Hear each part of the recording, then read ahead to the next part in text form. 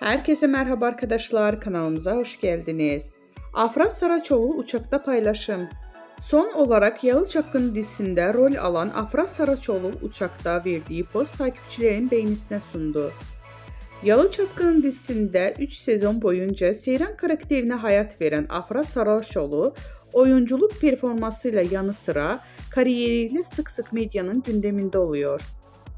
Güzel ve ünlü oyuncu uçakta seyahat ederken verdiği poz takipçilerinin beğenisine sundu.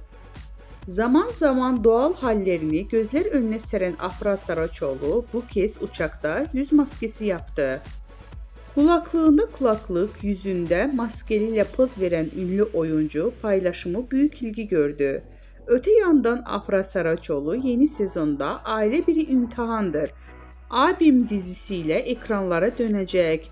Ünlü isim imzalı dizide Kenan Emirzalıoğlu ile başrollerini paylaşacak.